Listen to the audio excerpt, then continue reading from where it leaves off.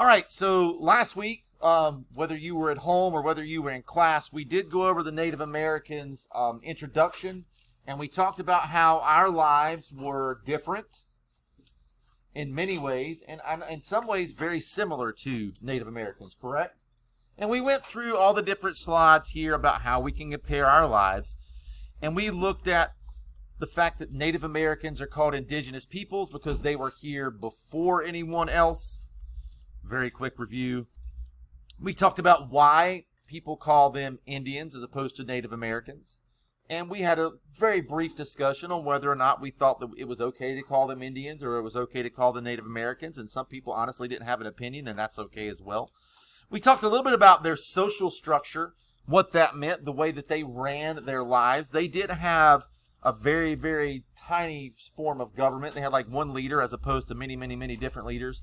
They didn't have a big giant book of laws. They just kind of have an understood thing between each other about the way things should be done. I'm not going to go through the VR thing. You can go back. You have the Nearpod code. If you need to look around later around, you can. We talked about how they were broken down in their families. They had giant tribes. They had clans. We talked about the chiefs and leaders. We got a little closer to things that probably we understand a little bit more with villages and their families and how they all lived together and worked together and kind of made things the best that they could for each other. You can go back, and I'm going to put the teacher, place that, and hit continue and skip on over that because we've already done that.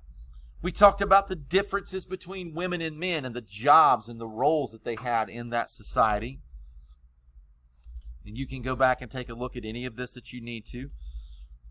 Probably something that I think I might need to pause on here is this cradle board, because today as we start to dig in, Hayden, into our research about different things, I have a feeling someone in here might try to build one of these, and that's fine. So you can come back and take a look at these slides as well, just to kind of get us back into the flow of things. Something that's probably very relatable to most of us in this classroom is kids. Like, that's what most of you are right now. And lives are a little bit different, right? We don't follow our moms doing one thing and our dads doing one thing. We still learn those things from our parents. That's not quite the way it was for them. You guys are in class, and they didn't typically have to go to school. And so we ended our lesson there saying that today we were going to come back and start talking about this Native American project that we're going to work on. Now, I've gotten, oh my goodness gracious, I've gotten so many emails and dojos from parents worried about this and worried about that. And I need you all to understand, Amanda, that there's no reason to be worried about that because we're going to do it all in class. We're going to do it all in class. Now, after today, you might say to yourself and your parents, I need to get this. Please do not go to Hobby Lobby and spend $400. There's no reason to. I'm not being very serious. Most people can go into their yard or into the woods and get like a stick and a rock, and you could make a Native American hatchet, a very small one, nothing that we can whack each other with in class. Don't tempt me, right? Could take it from you and keep it to keep children in line. But we look at that and like, you don't need to go crazy. You really, really don't.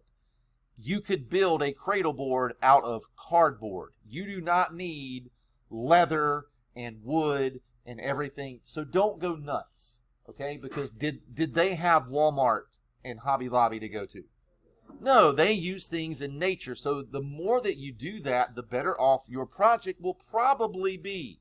So don't stress that. So after today, as I walk you through how to look through some of these things, I have a feeling something's going to spark an interest. You're going to research that thing today, how they used it, how it changed their lives, how they made it, what they made it out of. And after you get done with that, then next week when we come in, we will bring our stuff in, and we will have about an hour and a half, if we start class on time, to get everything done. Sound good? All right, so let's take a look at some things that you might want to do. Now, again, this is not an exhaustive list. My goodness gracious, I don't have enough slides in Nearpod to come up with all of the tools and artifacts and things that Native Americans use and weapons that they used. I don't have enough time for all that. I'm just listing some very broad and general things here. And again, some of these might spark an interest. You may find something very, very different that you want to do, and that is fine. That is fine. Native American totems. I will be very honest with you. Probably one of the coolest projects that I have ever seen in my class was a Native American totem. And it was an extremely easy thing for her to make. She got soda cans.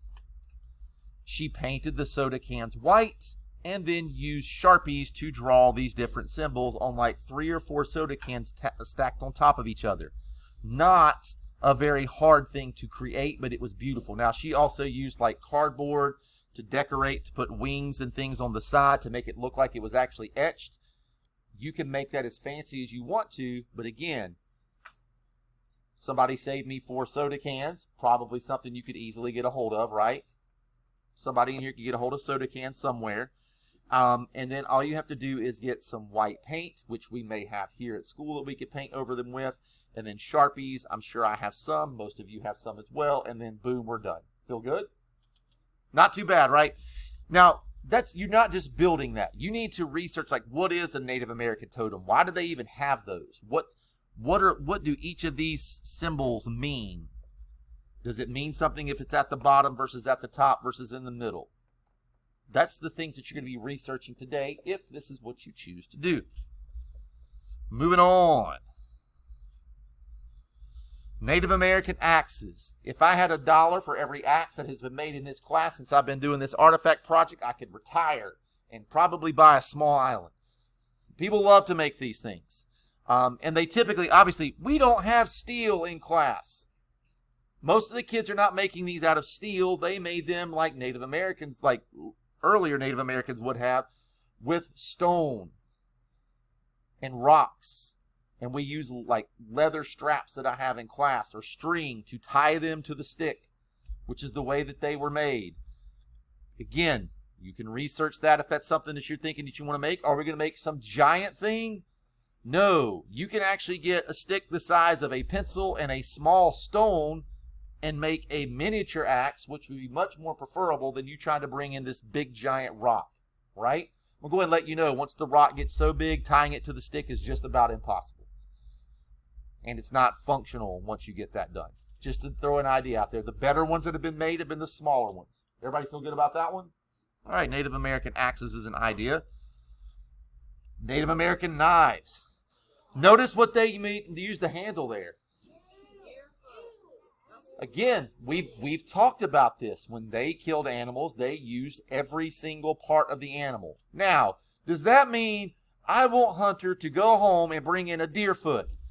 The answer to that is no. Please, I'm begging you, don't bring in some deer foot that your grandpa just killed, because I'm not trying to smell that or put up with it in class. That's gross.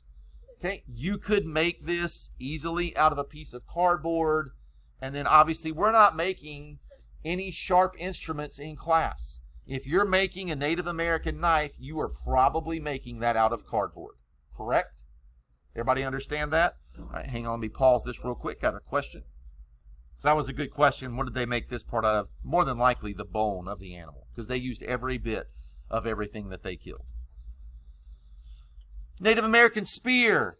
Are we making some giant spear in class?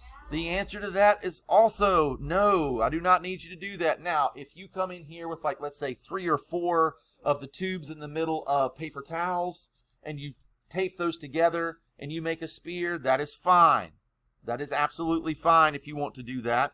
Are we making the end of it any kind of like super sharp thing? No, it's more than likely to be made out of paper or cardboard, because we don't have like weapons at school. That's not something that we can do.